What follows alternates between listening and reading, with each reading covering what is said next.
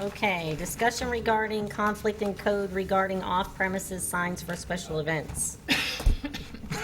For the record, Terry Tubbs. This actually came to my attention. Somebody called me and was asking specific questions about the temporary signs for special events. And Lisa was out of the office, which made me look everything up by myself. She handles the special events. She does a beautiful job of it, so I usually don't have to worry about it. But when I started looking at the code, I realized that the provisions in Chapter 26, Section 11.8, and Chapter 6, Section 13.4 for special events actually was in conflict with the resolution that the City Council adopted in January of 2013. And so I would like to move forward with an amendment so that the code is consistent with what we've adopted. The only issue I have, and I don't know if you've quoted it in here, is the pickup, the cleanup of the signs. I mean, occasionally you see them hanging around after the event. So I would like to see, pretty specific language as far as the time frame of when, 24 hours after the conclusion or something. I don't know if we go around and confiscate like we do other signs, but I think Yeah. we should, It says that. Yeah, there actually Does is. it? They must be removed 12 hours after the event has ended and shall be a violation of the Punta Gorda Code.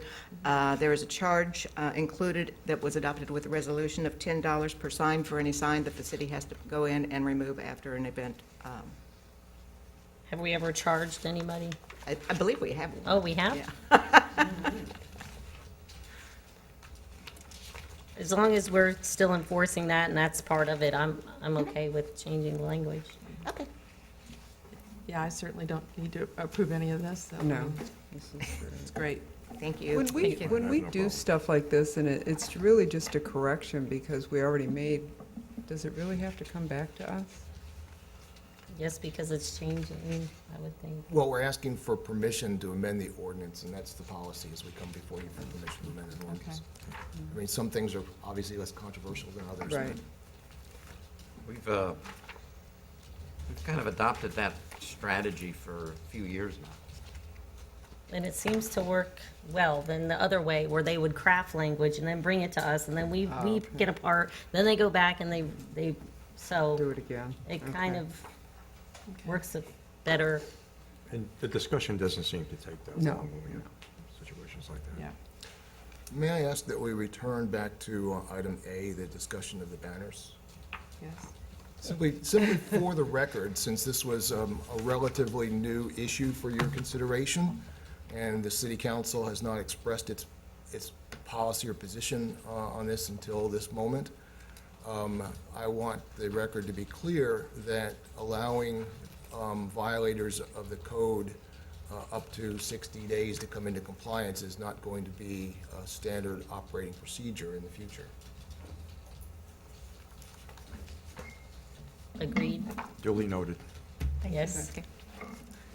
Each case I stands just on don't its want, own. I don't everything's want on its own. everybody to think that, okay, we'll put signs up and banners up and have 60 days to take it down. Yeah. Thank you, David. Thank you. Okay, next, I-75 signage suggestion for Punta Gorda and Cape Coral. Who's taking this on? Carolyn? Well, this came actually from a citizen in Cape Coral that recommended improved signage on I-75 at the Jones Loop interchange. And again, to upgrade the signage to indicate this direct route to Punta Gorda and Cape Coral with some mileage indicators. I pass this along. In fact, I'd like to introduce Bob Harrington. He's our director for our Charlotte County Punta Gorda MPO. We also have Gary Harrell here. Bob, you might want to come up. He did follow up and forward this to FDOT to determine whether or not, what the process is. What do we have to do? And it basically came back that we as a city council, or as, again, a governing body, has to make the request. So that's why it's coming before you, but Bob, you might want to clarify. Sure. Good morning. For the record, Bob Harrington with Charlotte County Punta Gorda MPO. I did pass on the concerns of the vice mayor as well as the citizens to DOT to get their thoughts on what they would think about adding signage along I-75. Currently, such as Punta Gorda is signed with the mileage. And what their policy calls for is that they put signage up at exit ramps showing the most direct route to locations such as Cape Coral is signed down or further down south than where the suggestion was to put them, because it is more of a convoluted route, so to speak. However, they said that my last dealings with them was that if the city wanted to make a formal request for it, it's something that possibly they could go back and look at. But their current policy calls for just signage at the most direct exits, so to speak. But if people were coming again from the south, again, knowing that they could also get to Punta Gorda via Jones Loop, that would be another opportunity. And isn't it Jones Loop that has our visitor center? Yes. Yes. Yes. So, I mean, that would be, again, another opportunity. But are you talking about Cape Coral or Punta Gorda? Because Punta Gorda's, Well, for both. I mean, what we're looking at, and again, Cape Coral could probably weigh in on this as well in terms of their MPO, but so what exactly are we asking to add? signage at Jones Loop for Punta Gorda and Cape Coral. Mileage signage, or what does the sign say? Directional. This is the exit for Punta Gorda, Cape Coral. It doesn't say that at Jones Loop? Currently, there is a Punta Gorda sign at Jones Loop, and it gives, they set it up in a strategy, if you will. The first sign says, next exit, Punta Gorda.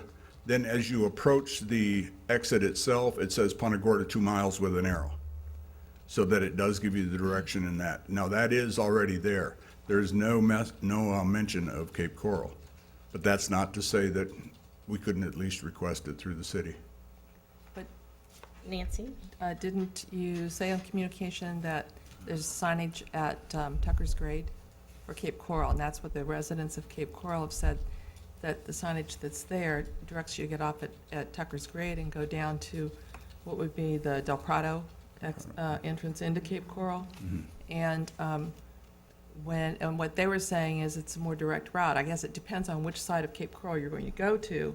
And when I did some Google searches for destinations that were more southerly, like Rum Runner's Restaurant and Bubba's Steakhouse and things, it definitely directs you, Google Maps directs you to get off at Jones Loop Road. I also know, just empirically, that residents of Cape Coral have commented that they come up to Punta Gorda.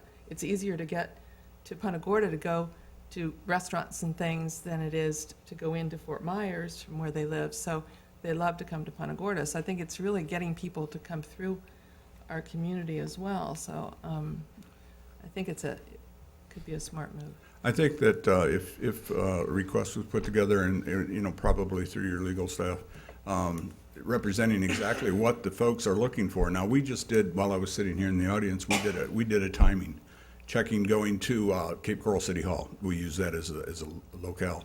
The quickest way, of course, is to go down to Bayshore Road, Pine Island, and that was the quickest route. And then, but they're only like 2 or 3 minutes apart on each of the different routes that we mapped out. So I think it would be worthwhile to have the city do a formal request to DOT to look at this. And you may also want to talk to your friends and constituents, further south and around Cape Coral to see how they feel about it. So. I mean, I guess it can't hurt to explore it. It depends really where you're going, like you said, in Cape Coral, because if you get off at Jones Loop and you're going down to like the yacht club all the way down to the beach, I'd get really frustrated having to go Right. that way. So, I mean, people use their phones now. I don't know. They use GPS. They don't use handheld devices, but they use GPS and other devices to, and that when you map search anything, it gives you the different route options. So, I mean, I don't know that we need it, but if we want to pursue it, I'm not totally against it. Tom? Yeah, I'm not against it either, but wasn't the idea brought up as concerning emergency evacuation from Cape Coral, and which is the more appropriate route to take under emergency evacuations? And it seems to me, looking at this, that there are two. They're either coming up on, close to the coastline or coming up along 41. And couldn't signage reflect both as an option? That's a possibility, especially using hurricane evacuation as one of your ideas. But I know that, for example, I have a staff person that will remain nameless that likes to use US 41 whenever we go to Cape Coral. I get on the interstate, I'm there. And it just depends on the mindset of the folks. I know that a lot of folks would look at Burnt Store Road as, boom, that's your main evacuation route. But there are other people that, well, in an evacuation, it would come down to how many people are thinking the same way. Are you getting into a parking lot by getting on Burnt Store Road where if possibly you can take another route to get to the interstate? Of course, the interstate could possibly be a parking lot too. But I mean, it could go either way. That's why I say if there's the feeling, if there's a strong feeling, and it sounds like the citizens are very much included in this, I think it might be worth the while to at least take a look at it. Have the city put in a formal request to FDOT to look at it. If we're just putting in a request, I mean, won't DOT do an analysis, decide how it should be? I mean, I'm sure it depends on what our request is. I'm not sure what the analysis would encounter. A lot of times they'll do by license plate, what they call O&D, or origin and destination, to see how many cars are getting off the interstate and which routes they're taking to go to Cape Coral or to go to Punta Gorda. I don't know if they'd go that far in depth as studying it, but I'm sure they would look at it somehow to see if it was going to be worth their while to put up additional signage along the roadway. See, one thing that they look at now too, because they get from the citizens again, the request to keep signage down. Right. Because if not, we go back to the 60s and 70s where every 3 feet was a billboard, and so they do look at trying to keep the signage along the interstates down to the main locations. Well, that's where I was going with that. I thought, anybody who makes a request, they don't just pop a sign up. Right? Exactly. That's why they will look at it strongly before. They won't just go out and throw a sign up, for sure. What would be your recommendation as far as going to Cape Coral to make sure that they're okay with this? Maybe they're like, hey, no, we never go Jones Loop to get home. We don't, maybe the majority of people feel like that is not a direct route. So what would be the best way to communicate with them? Should we have Howard? I would have Call the city? Howard could probably call their town manager, city manager in Cape Coral and ask if this question has ever come up and get their thoughts and ideas on it. And see if they would want to discuss it at possibly their council meeting before we're moving forward asking to put another city's name on a sign out at I-75. I would like to know that they're okay with that. Something I could also do is contact my counterpart in Lee at the Lee MPO and ask them to look at it from their point of view. And that way we'd be getting the MPO's version as well as the city of Cape Coral's ideas and thoughts on it. I think that's a way to go. I think that's probably, Yeah, I think would be that's right. appropriate. Lend credence to the request. I certainly don't think it's a bad idea, and I don't know that it would require additional actual signs themselves, but just adding Cape Coral to it. But And again, it's probably not a necessary kind of thing to do, perhaps from a marketing perspective. This again says this is the area that people can get off at and see areas, not only Punta Gorda, but Cape Coral, so that people might have Sure. just a different perspective. And I apologize, I should have taken the road and looked a little bit more carefully to see that Punta Gorda was already on the sign. I wasn't going to mention that. But if, of course, we stand ready to help in any way we can. Howard, if you need anything, you know where I'm at. And we'll assist with going through the MPO if you would like to go through the city of Cape Coral. Are you okay with that? Yes, go ahead. I will contact the Cape City manager. I'm looking at this at a entirely parochial point of view. If by adding the name Cape Coral at Jones Loop Road has more people who are going to Cape, get off Jones Loop Road, see our visitor center, go into our visitor center, and never get to the Cape, I'm a happy camper. totally agree. Totally, And I guess that's what I was thinking, as again, a marketing opportunity. Absolutely. People who think that they're going to go visit the Cape, and they stop and they see Punta Gorda, and they go, and Why would I go to the Cape? exactly. Okay, I think we have some sort of direction. Thank you. Thank you, Bob, appreciate it. Thank you for Thank coming. you. If the Cape City manager says, great, should we just move forward and ask? Yes. Okay. That's how I look at it. Yep. Can't you get to Fort Myers through the city of Punta Gorda too? All roads You can get a lead, lot of places. all roads lead through Punta Gorda. Okay, so now we're going back up to the budget, and we have the 2015 budget status update. Let me ask, do we want to break? That would be kind of nice. Okay, Okay. we've decided we're going to, sorry, Sharon. Okay, 10:20. It's the Sharon and Kristen show, Well, we include Howard, too. and maybe Dave, if he says the right things. Okay. Okay, 10:20, we're back in session. Good morning, Sharon Nippenberg, Controller for the city. We're going to give you an update on the 2015 budget status, and we're just going to go briefly through the funds that are balanced and just hit the highlights of anything noteworthy. So the first one, of course, is Punta Gorda Isles Canal Maintenance Fund. It is balanced, and there will be no change in the assessment. You will see that at the next meeting, the tentative assessment rate of $500. If I Tom?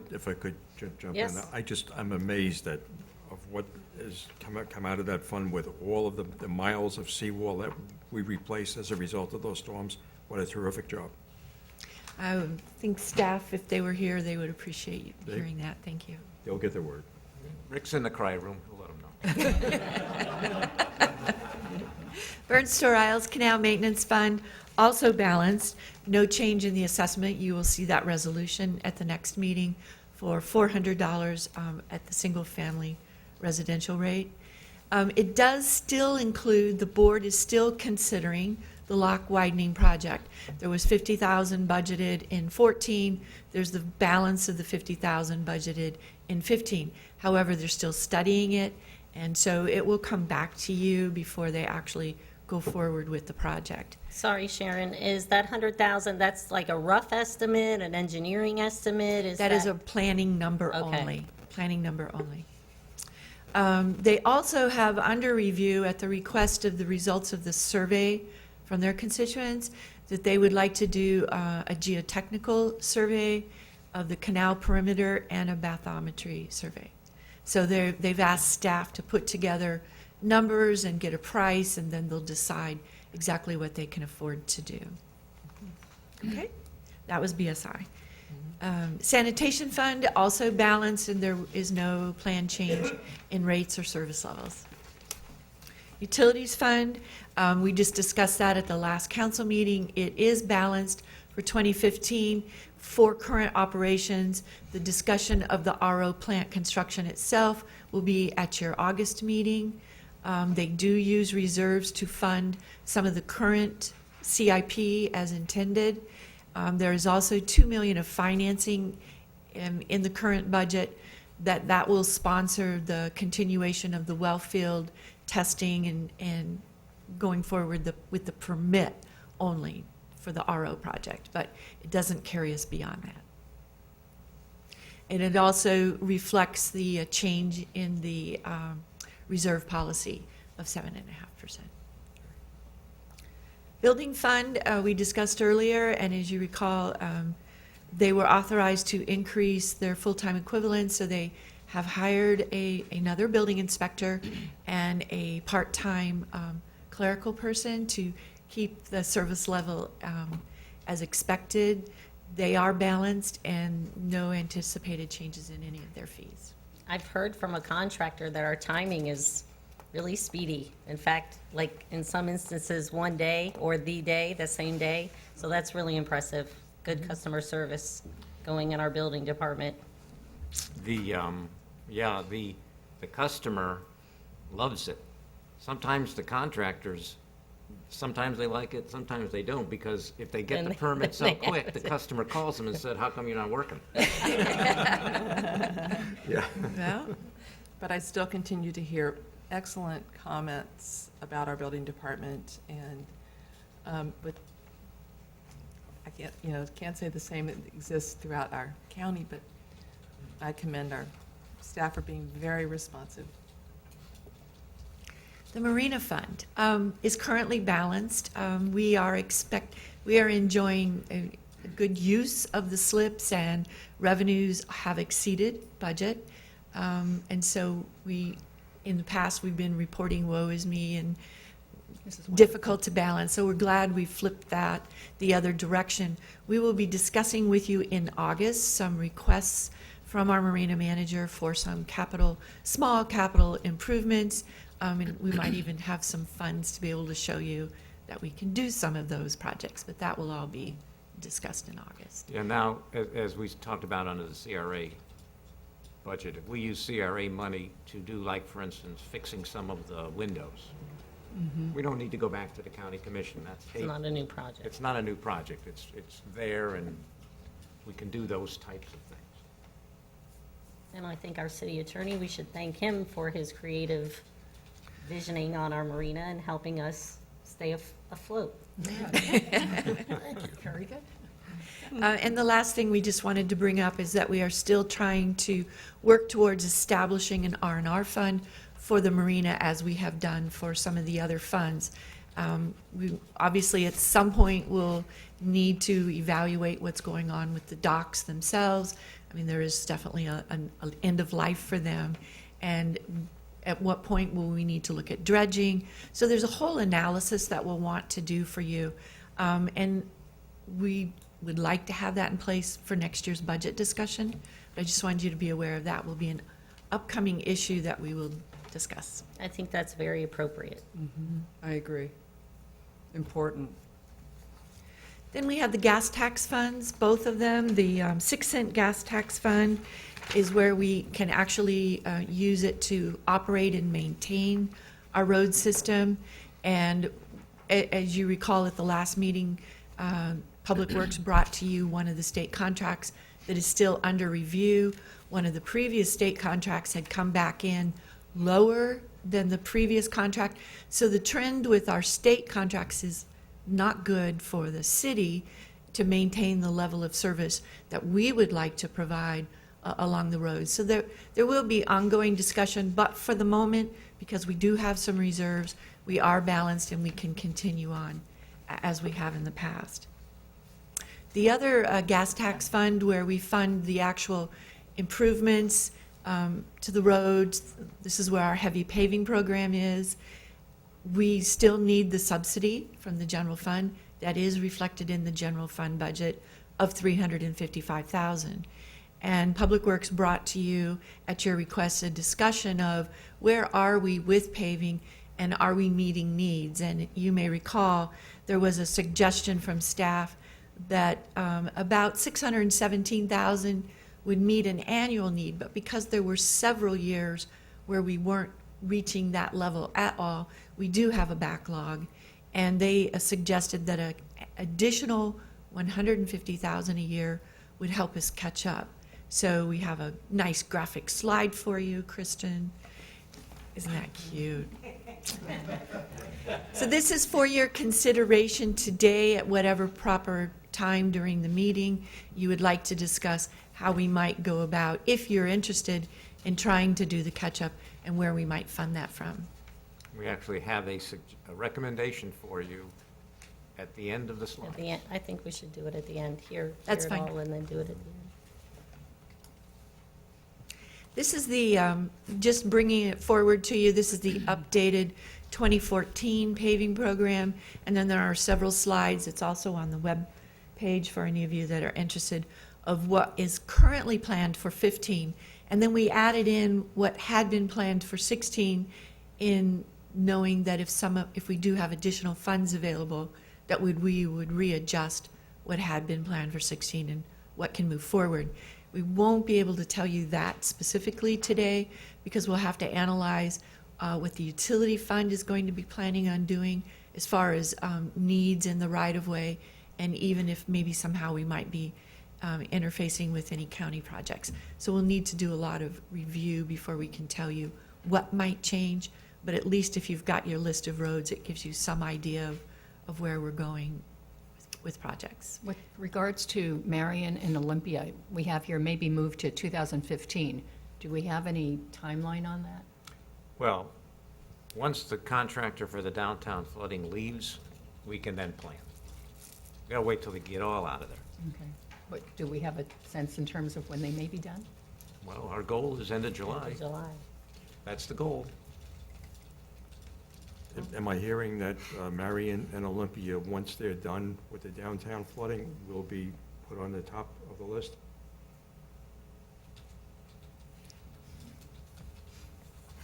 For the record, Rick Keeney. More than likely, we're probably going to move Marion and Olympia to just after October, which would then make it in 15. And the reason being is even when you compact a road very well, sometimes there's some settling. So we'd like to let those open cuts settle just a little bit because we don't want to pave a road and then have dips, 6 months down the road. So more than likely, we're going to move it out to October. Okay. And then And that's the reason being. you would slot in a few from next year into this year? Yes, we'd move them The up. residential areas probably Yes. that are not Yes, involved in the downtown flooding? correct. Okay, Great, thank you. Thanks. And the last fund, I do not have a slide for it, but it is the Information Technology Fund. It is balanced except for some capital, which we have discussed in the past. I'm sorry, Mayor. Can you go back to the streets, Sure, the certainly. other streets? 15? Yes, 15.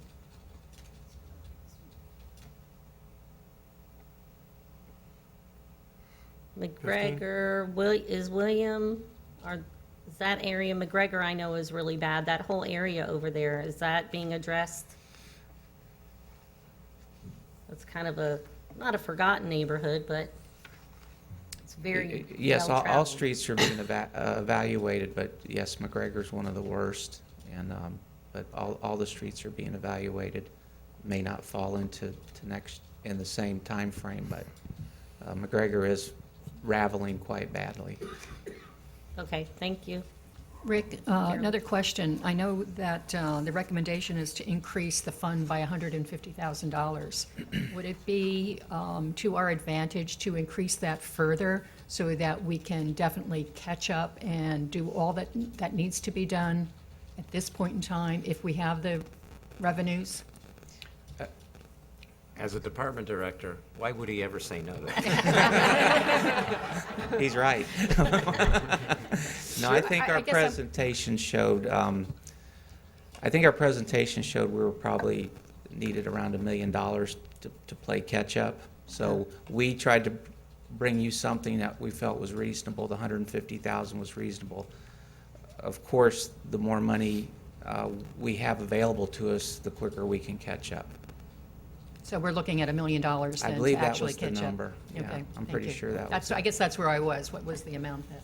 And then as far as the contract goes, are the prices going up, down? What do you see as far as the fluctuation of the contract? They're still reasonable.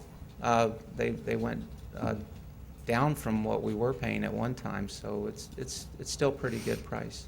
It's not, No, it's not jumping up. okay.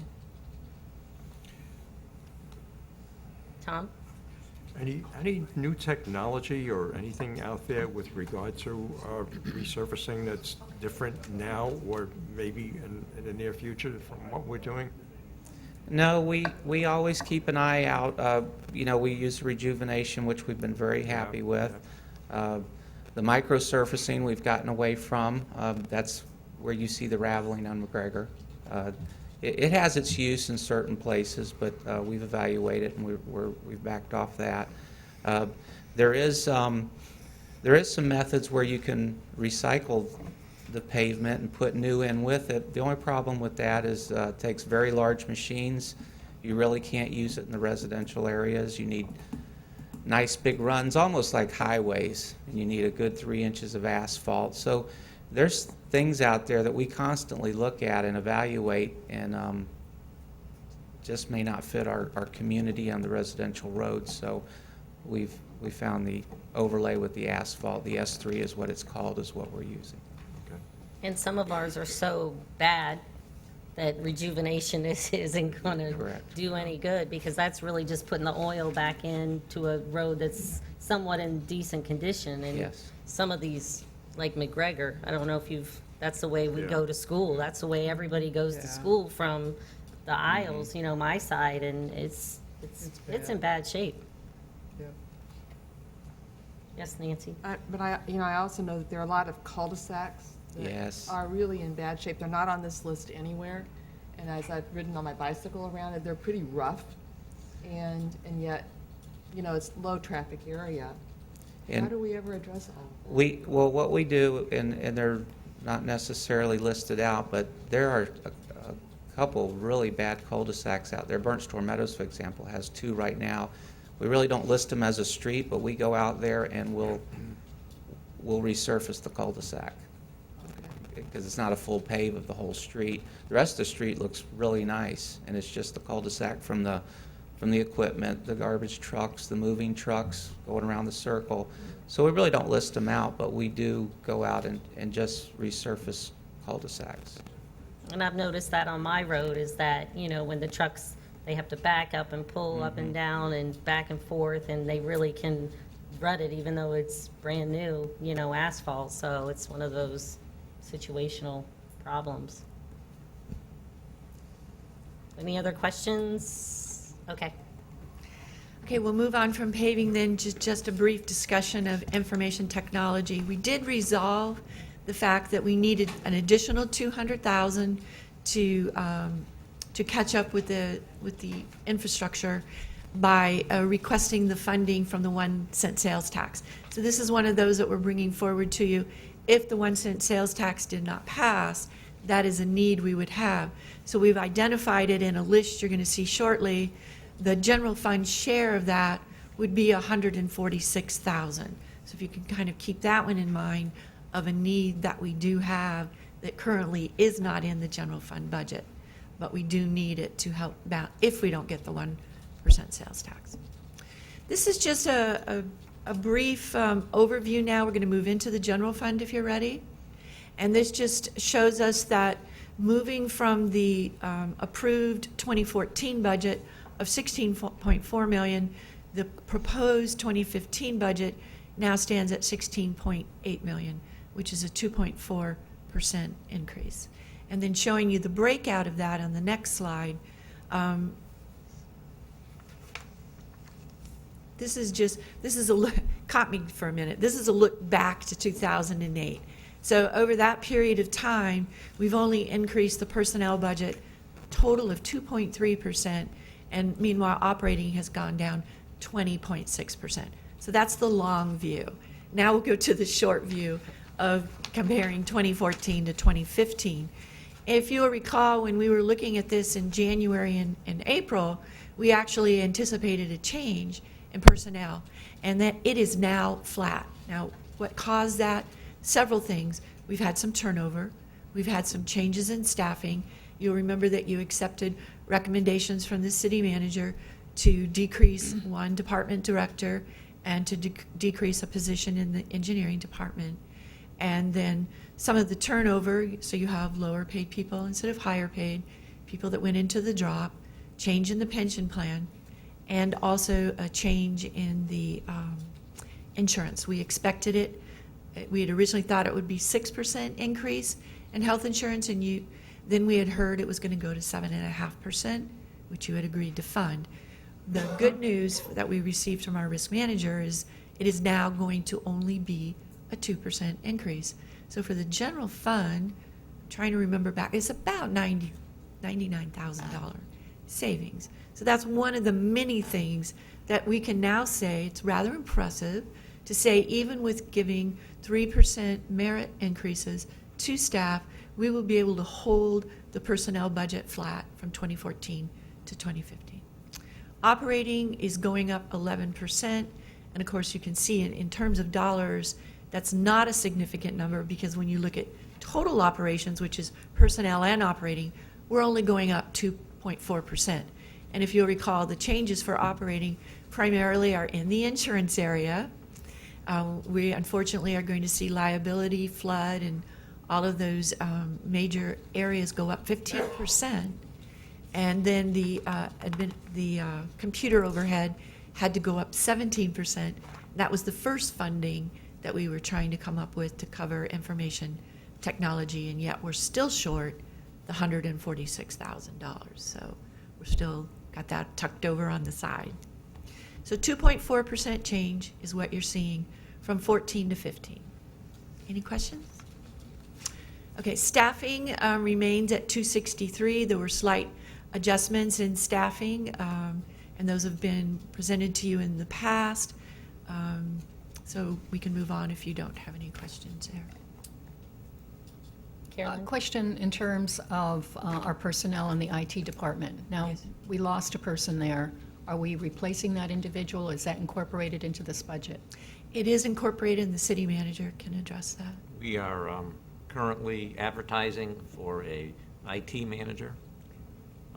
So that is included in the budget then? Oh, yeah. Thank you. Yeah, we have not eliminated any staff in IT. Thank you. Great. Okay, thank you. We twisted a lot of arms. We all have a great long list of needs, I believe. So in the, this is just a refresher real quickly. Sherry. I'm so sorry. Yes. We've learned that when a department wants something, they have the IT manager come to council.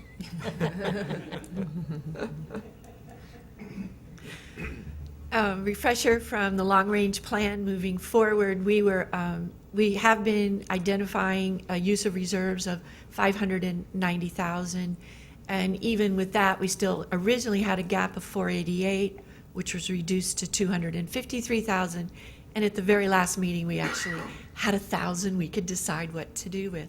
So moving from that, here's where we're at right now. We have a revised gap, a need of reserves of 374,000, not the 590. So that's good news. So if I may, if we'll just move forward, it might answer your questions.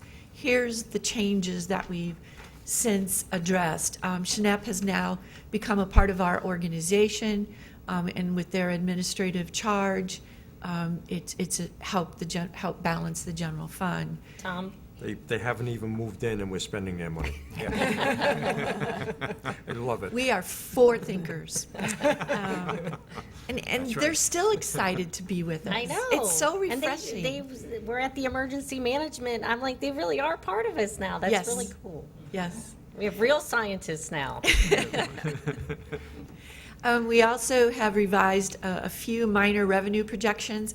We actually got the state's projections yesterday. And we are our projections are 95.5% of theirs. We have chosen to stay with ours. Health insurance we've already discussed. Workers' comp was one of the 15% ones. Pay plan turnover we discussed. General liability we discussed. Parks and ground maintenance we did not discuss, but it did come up at your meeting when we approved the changes to Lashley Park. So we've reflected those changes in the Parks and Ground budget, and then just minor changes to all the operating budgets. So that was the $215,700 reduction in need of reserves to balance the budget. That's excellent. So moving on, we're at hopefully your favorite point of the meeting, which is we now have that $215,700 available. In addition, if you'll recall, there was $205,000 that we told you way back in January that was available in excess of our new 6% reserve level. And you were going to keep that in your back pocket to see where it might be most advisable to use that. In addition to that, the current estimated savings from 2014, now this would be all changes. A lot of this can be accounted for by turnover this year. So you saw the effect on the 15 budget because of turnover. There's also effect on the remaining months of 14 because of that turnover. So we have $831,000 in excess of your financial policy reserve level of a 6% operating reserve. And then you asked us to bring to you a reminder of the things that we have all been mulling over and things we felt should be done or would like to be done, and where would we find the money to do them. So this is a list. It was in your packet. It's up on the web. And if you have any questions about any of them, I can go over them, provide you any additional detail you like. But Mayor, I'll turn it over to you at this point to see where you want to go from here. Okay, I think we should go through them one by one and discuss them, but Tom? Well, I was going to suggest the same thing. My specific question was more about the capital outlay funding, and if you could just give us a brief. Yeah, let's go down the list and just, Okay, we'll start with the IT. We have a need of 200,000 to fund. If we don't have the 1% sales tax, 146 of it we would need to generate from the general fund. And did you want to see that list of capital again? did it include the council tablets? Yes. Okay, We have money for tablets, but Yes. the big thing is the phone system. the Yeah, phone the system. phones. The phone system and what he calls the The backbone. the core switch, the backbone core switch. Backbone switch. Those are, based on what's happening with the network today, I'd really like to move that one up right away. I don't know what a backbone And here he switch is. comes. Here comes backbone, backbone conversation, and Jeff shows up. Would you like to come, just give a, Do you have specific questions about Yeah, it? what's a or- backbone switch? All of the network switches run through this one piece of equipment. Jeff Payne, IT Ah, manager.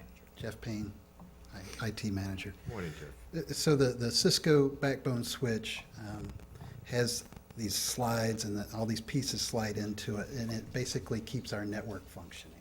So it is the central piece of our network.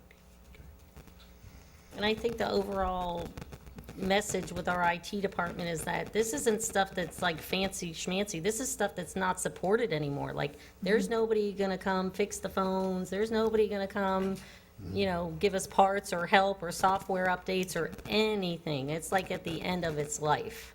So I think that's the huge message here, is that we've put this off for so long that we're at the end of the life of these Yeah. items. The phone system and the network switch are both at end of life, and they've been put off for years because they are such big-ticket items. We've just unfortunately reached that point where we can't afford to keep pushing it off anymore. Thank you, Jeff.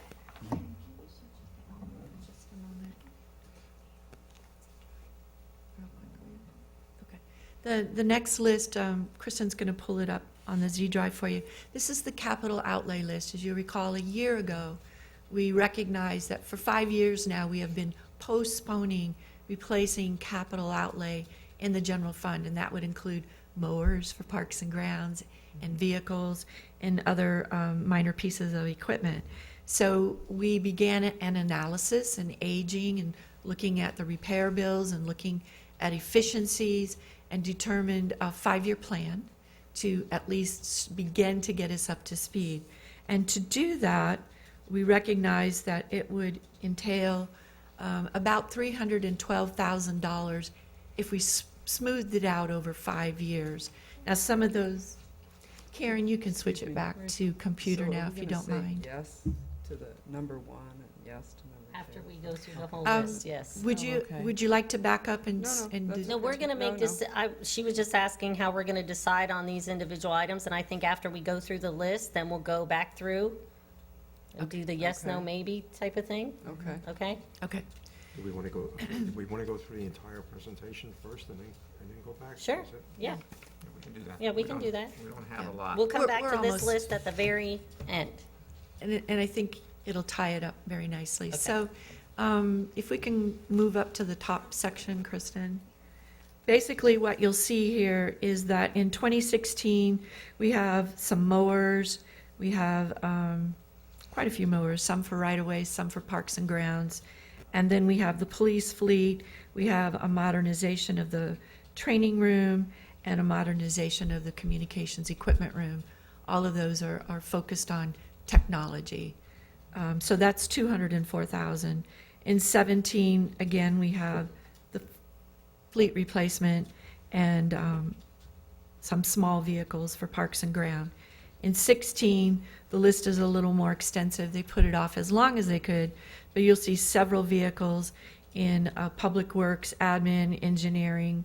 Right away, we need another mower. Parks and grounds, another mower. Again, police fleet, and then a vessel, which hopefully we would try to get a MAC grant for. Now, in year 5, we still have a few more vehicles. that, as you can see, the ages of the vehicles, in 2019, these vehicles are a 2001 and a 2002, but they believe that with proper maintenance, they can actually make them last that long. So I've seen them do it. I believe they can. And again, more police fleet. Now, the last thing in this year I wanted to point out to you is we do have the ladder truck. The fire chief is very concerned that we get it into the 5-year plan. Is 2019 the actual year that we'll need it, or will it be 20 or maybe 21? We don't have that crystal ball, but we did want to get it on your radar. So when we take that 750,000 and smooth that into this number, obviously it bumps up the annual funding significantly. But if we don't have the 1 cent sales tax, and I believe this wasn't even in the top tier of funding from the 1 cent sales tax, we have to look to a funding source. And at this point, it appears that our only alternative would be the general fund. So that's the top list. The second list is just reminding you of what currently is mostly funded in the 1% sales tax, but if we were not to get it, just in 2016, there's the storm sewer cleanup truck for right-of-way, which they have to have. That's $350,000. That first fire truck of $450,000, and then if you'll remember, they had agreed to $100,000 a year for police fleet replacement. They, meaning the committee, but it was proposed by the city council to the committee. So that's where the second layer come from. So just taking the fleet itself and averaging it over 5 years is where we get, if we can go back now, Kristen, to the PowerPoint. That's where we get the 312,000, okay? It's an averaged number. Could it be lower for the first couple of years? Yes, it could be 200. But keep in mind, we have a big plan we're working towards. The next number we've discussed already, that was the additional transfer for roads. That would put a dent in that $1 million backlog that Public Works has pointed out. So they would like to see an additional 150 a year above and beyond the 355 the general fund is already supporting. And if you'll recall, there was a discussion earlier in the year about doing decorative lighting year-round for the city. So we're just putting that back on the table for your consideration. That was, I believe, the estimate from Public Works was $45,000. We have a new type of insurance that seems to be up and coming, and this is the cyber fraud. If you've already discussed it, I won't go into detail.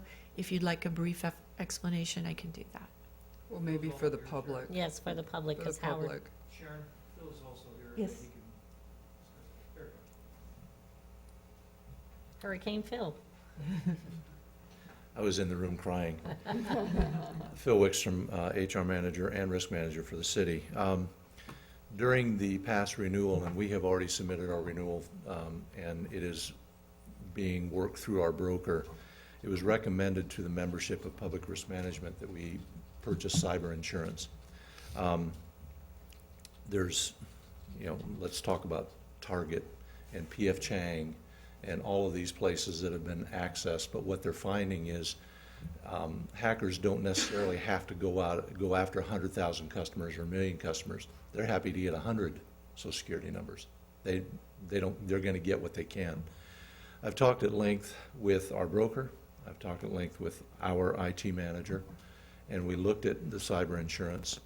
Our broker just did, actually in the past 3 months, their system was hacked, and confidential information was taken. It's something that as we begin to move into more of a web-based platform for delivery of services, and we are already doing credit card payments for utilities and various other things, this is going to become more and more of an issue. In talking with our IT manager, I said, look, I don't know how to measure the risk. If somebody wanted to, what is our current level of risk right now if we were to, in terms of exposure? And he said, and I said, give me a scale of 1 to 10, with 10 being the worst. And he said, probably a 3 out of 10. in the risk world, 30% is not a great risk. It is a risk. It's not great odds. You want to try to minimize that. Our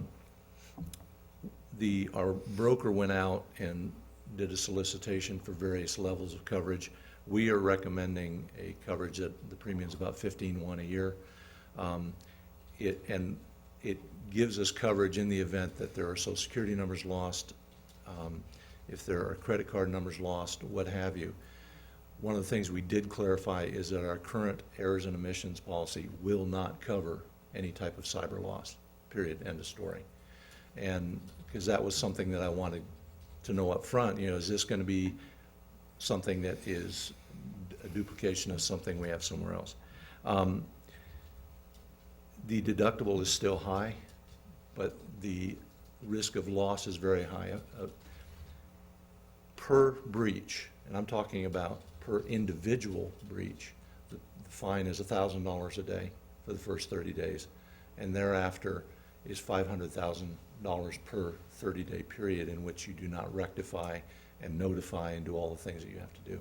So the risk, the costs that could be associated, the target thing, they're estimating to be over $1 billion, the target losses to the corporation, both in terms of goodwill, loss of customers, and actual loss of cash.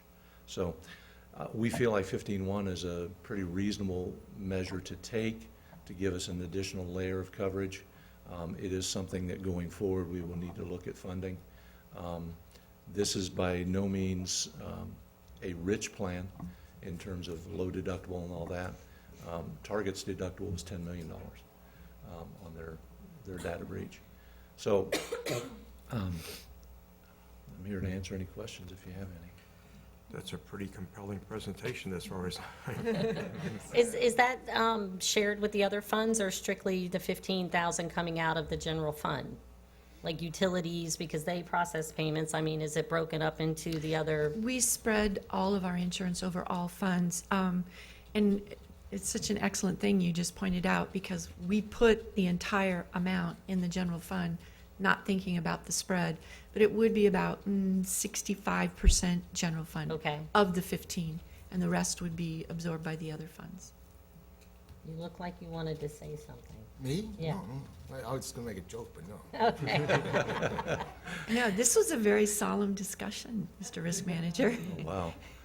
Okay. I'll go in the other room and cry now. Thank you, Phil. Thank you. And then, of course, the website redesign has been on the list and been under review for, I think, the entire fiscal year.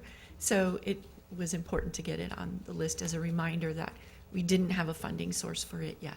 Well, we do if the sales tax passes. I apologize. Yes, it's another one of the, if the sales tax does not pass. We've held off. The RFP is, the scope has been designed, ready to go. We're held off on the timing of issuing it because, you may want to just leave it on the sales tax list or also include it here as a backup. That will be determined after we finish the presentation. Right. Which would give it a chance to get going and get started earlier. So at the end, we can talk about that. That's that list. If we can move from there into you had asked us to identify for you on the 1% sales tax recommended list, what's needed, and if we did not get the 1% sales tax, that we would have to find alternative funding for them. Could we stretch it out and do it a little bit later? Maybe. But what I did was I took the list that you're familiar with and just highlighted in blue those items that staff identified as need. And obviously you would like some input and change our minds about other things that we didn't highlight. But particularly the stormwater project, $1,060,000 is a need. The technology projects, we've discussed those several times this morning already. Fleet, we've discussed already. And then one that we have not discussed is the ADA improvements. Kristen, if you can just roll it down a little more. The 80,000, those are a need, and they are currently not in the general fund. And that would be the only alternative funding source for those projects. Then we have the The fire truck we've already discussed. And then if you'll recall, the energy improvements project, we borrowed the funds from the 800 megahertz project. And so if we don't get the new 1% sales tax, we still need to do the 800 megahertz project. We are underway doing the energy project now. We do have another source. We could transfer in funds from the disaster recovery fund, but it would deplete all funds in their balance, and that would be unfortunate. So that all totaled is, and I can't even read that number, it's so small, is that 3.8, 3.9? 9.9. Thank you. And so if we were to find a funding source for that, just smoothing it over 5 years, you can see it's an impressive number. And again, a little bit of that is a duplication of the 312,000 that we're already talking about. Okay. So it's not the 312 plus the 763. So If it's you- really about the amount that we have available reserves, close. Close. Well, but you think about it, we have $1 million for stormwater. Sure. That doesn't have to be done tomorrow. But the question was, is it a need? Right. Yes, it's No, a no, need. no. No, I appreciate, thank you for doing that. Yes. Thank you. That's why we need the sales tax. I know, Yes. I know. Then the last thing we want to, if we can just move on. Oh, I'm sorry, would you like to keep going through the presentation, then we'll come back to this slide for voting? Yes. Okay. Is everybody okay with that? Yes. So just showing the general fund now, sometimes it helps to just get back up to the big picture again. If we look at the revenues, expenditures, and just put in the entire alternative use list, this is not the additional 1% sales tax list, you would end up, and you spent all of that, you would end up with a reserve of almost 1.2 million, which is slightly above the 6% recommended.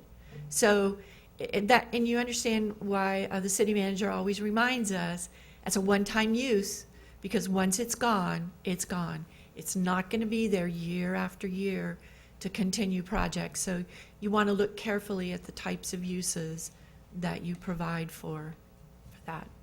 Okay, moving on. Just the assumptions, we can skip those now because July 1st has come and gone. The property appraiser has now told us what the change is. And so we'll just move on, Kristen, to those slides.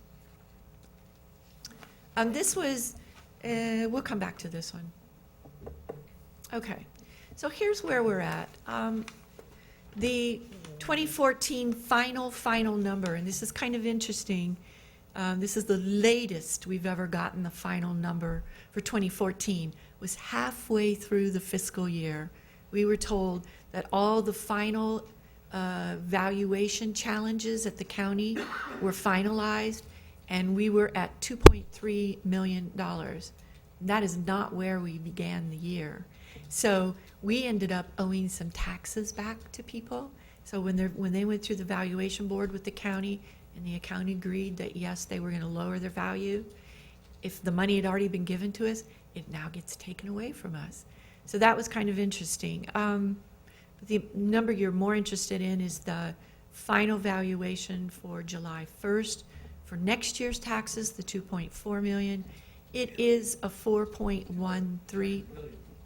I said million. There's 3 more zeros out there you don't see. Those are billions. I so apologize. Thank you. And that's why Dave's the finance director. 2.4 billion, and it's a 4